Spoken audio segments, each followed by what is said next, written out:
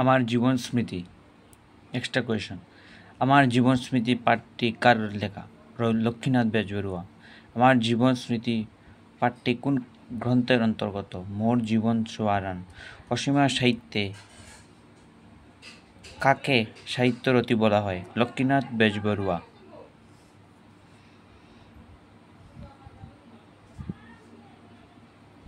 লক্ষ্মীনাথ বেজবরুয়া পিতার নাম কি? দীননাথ বেজবরুয়া। লক্ষ্মীনাথ বেজবরুয়ার প্রকাশিত এক সম্পাদিত দুটি পত্রিকার নাম লিখো। জোনাকি ও পাহি। লক্ষ্মীনাথ বেজবরুয়া রচিত একটি মাত্র কাব্যগ্রন্থের নাম কি? কদমকলি। ভাওনা কি? প্রাচীন অসমীয়া নাটকের অভিনয়। লক্ষ্মীনাথ বেজবরুয়া রচিত কোন গানটি অসমীয়া জাতীয় সঙ্গীত হিসাবে গাওয়া হয়? ও মোর আপনার দেশ। লক্ষ্মীনাথ বেজবরুয়ার স্ত্রীর নাম কি? প্রজ্ঞা সুন্দরী দেবী। তিনি কোন পরিবার থেকে বিবাহ করেছেন? ঠাকুর পরিবার থেকে। শিবসাগর জেলায় প্রবাহিত দুটি নদীর নাম লিখো। দিখৌ ও দিসাং। দিখৌ নদীর উৎস কোথায়? নাগা পাহাড়। দিসাং নদীর উৎস কোথায়? অরুণাচল এর পাটকাই পাহাড়। লোহিত কোন নদীর উপনাম? ব্রহ্মপুত্রে। তখনকার কালে অসমের রাজধানী কোথায় ছিল? রংপুর বা শিবসাগরে। লক্ষ্মীনাথ বেজবরুয়ার মায়ের নাম কি? থানেশ্বরী দেবী। মোর জীবন সোয়ারণ গ্রন্থটি অনুবাদক কে? আরতি ঠাকুর। তখনকার অসমের রাজধানী কোথায় ছিল? রংপুর বা শিবসাগরে। শিবসাগরকে মাছ ধরা জায়গা বলা হতো কেন? ভারতবর্ষে উত্তর পূর্ব সীমান্তে অবস্থিত আসাম রাজ্য। দেশের অন্যান্য প্রদেশ অপেক্ষা আসাম বিভিন্ন দিক দিয়ে অনুন্নত। এখানকার যোগাযোগ ব্যবস্থা, শিক্ষা, শিল্প, কলকারখানা অনেক পিছনে। এই জন্য অন্যান্য জায়গার লোকেরা আসামকে অবজ্ঞার নজরে দেখে। আসামেরই একটি জেলা শহর শিবসাগর। এখানে জলাশয় বড় বড় সরোবরের মতো পুকুর, বিল, নদী নালায় পরিপূর্ণ। তাই শিবসাগরে মাছ উৎপাদন হয় বেশি। এখানকার মেয়ে লোকেরাও মাছ ধরে। এসব কারণে শিবসাগরকে মাছ ধরার জায়গা বলা হতো। শিবসাগরকে শেষ পর্যন্ত লেখকের পছন্দ হয়েছিল কেন? ভারতবর্ষের অন্যান্য রাজ্যের তুলনায় আসাম নানা দিক দিয়ে অনুন্নত। এখানকার যোগাযোগ ব্যবস্থা, শিক্ষা, শিল্প তুলনামূলক অনেক পিছিয়ে। এজন্য অন্যান্য জায়গার লোকেরা আসামকে অবজ্ঞার নজরে দেখে।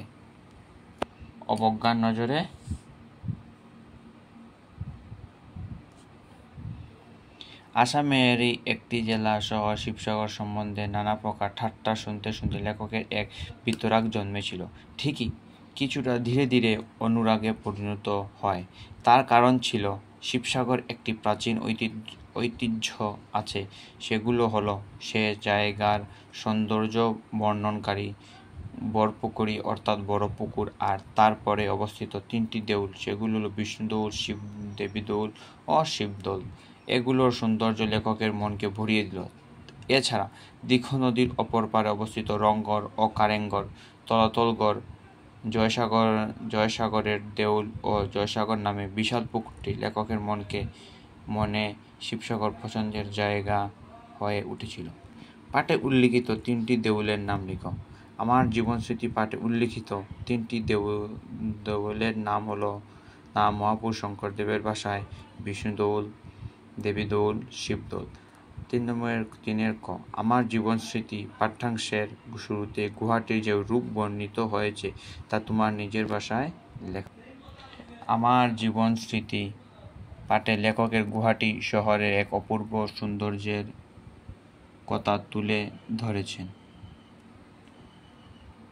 অসম প্রকৃতির অপূর্ব সৌন্দর্যের লীলা নিকেতন। এই আসামেরই কেন্দ্রস্থল গুয়াহাটি শহর। গুয়াহাটি শহরটি পাহাড় ও পর্বতে ঘেরা। লেখকের দৃষ্টিতে শহরটি যে কোনো দেবকন্যার কণ্ঠমালা থেকে খসে পড়া কারুকার্য রূপিত একখণ্ড পান্না। গুয়াহাটির এই প্রাকৃতিক সৌন্দর্যের মনোমুগ্ধকর দৃশ্যের মধ্যে বিরাজমান আছে কিছু ঐতিহ্যবাহী দেবদেবীর মন্দিরে দেবী কামাখ্যা, ভুবনেশ্বরী, বশিষ্ঠ ইত্যাদি তীর্থস্থান। ব্রহ্মপুত্রের মাঝে অবস্থিত উমানন্দ মন্দিরটি অতুলনীয় সৌন্দর্যের অধিকারী। শহরের মধ্যে বয়ে চলা এই মহাবাহু ব্রহ্মপুত্র নদ গুয়াহাটির সৌন্দর্যের অন্যতম উপাদান। ব্রহ্মপুত্রের বুকে বয়ে চলা জাহাজ, নৌকা গুয়াহাটির নিত্য সৌন্দর্যের রূপ দান করেছে। এক কথায় গুয়াহাটির নদ, চারিদিকে ঘেরা সবুজ পাহাড়, মঠ, মন্দির সমস্ত কিছুই গুয়াহাটিকে অপরূপ সৌন্দর্যের অধিকারী করে তুলেছে। এভাবে লেখক বিভিন্ন উপমার সাহায্যে গুয়াহাটি শহরের অপরূপ রূপের বর্ণনা দিয়েছেন। লেখকের অনুসরণে তার বাল্য বয়সের কবিতা যুদ্ধ এর বর্ণনা দাও। আমার জীবন স্মৃতি প্রবন্ধে লেখক লক্ষ্মীনাথ বেজবরুয়া তার নিজের কিশোর বয়সের এক স্মৃতি বর্ণনা করেছেন। শিবসাগরে লেখকের পুরনো বাড়ি অবস্থিত। লেখক বাল্যকালে গুয়াহাটি থেকে শিবসাগরে নিজের বাড়িতে গিয়েছিলেন। সেখানে তিনি গিয়ে তার দুজন ভাইপোকে মেলার সাথী পেলেন। দুজন প্রায় লেখকের সমবয়সী। একজন লেখকের চাইতে মাত্র 1.5 বৎসরের বড় আর একজন লেখকের থেকে বয়সে ছোট। লেখক ভাইপোদের সঙ্গে কথা বলতে গিয়ে প্রথমে বুঝতে পারলেন যে তার ভাইপো দুজন বাংলা ভাষায় লেখা বই তার থেকে বেশি অনেক পড়েছেন।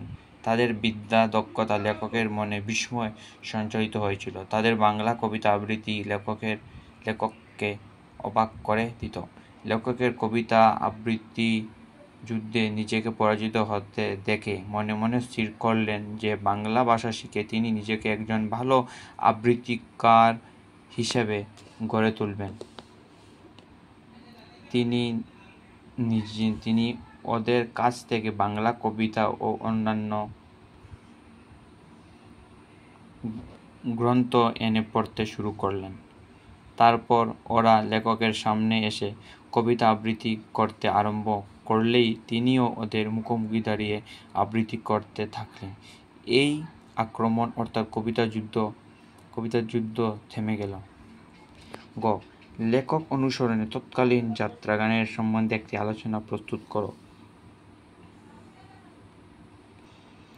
লেখক জীবনস্মৃতি প্রবন্ধ থেকে জানা যায় তখনকার দিনে আসামের প্রায় সর্বত্র জায়গায় যাত্রাগানের কদর ছিল। লেখকের বর্ণনাতে তিনি শিবসাগরের পুরানো বাড়িতে পৌঁছানোর কিছুদিন আগেই বরপেটার বিখ্যাত তিথিরাম বায়ন তার বাংলা যাত্রাগানের দল নিয়ে উজানি আসাম মাতিয়া তুলতে বেরিয়েছিলেন। তিথিরামের সেই যাত্রাগানের অন্তর্গত শ্রীরাধার মনোবাঞ্ছনের পালার গান সবার মনকে আকর্ষিত করতে পেরেছিল। লেখকের মনকেও ভারাক্রান্ত করে তুলেছিল। লেখকের প্রতিদ্বন্দ্বী ভাইপো দুজন যুদ্ধে না থামলেও এই মনোভাঞ্জন এর পালা থেকে দু-একটা গান বিকৃত সুরে গেয়ে লেখককে হারিয়ে দেওয়ার এক খেলায় মেতে উঠল। লেখক দেখলেন এবার তার আর রক্ষা নেই, কারণ সে পর্যন্ত তিনি কোনো বাংলা যাত্রাগান দেখেননি।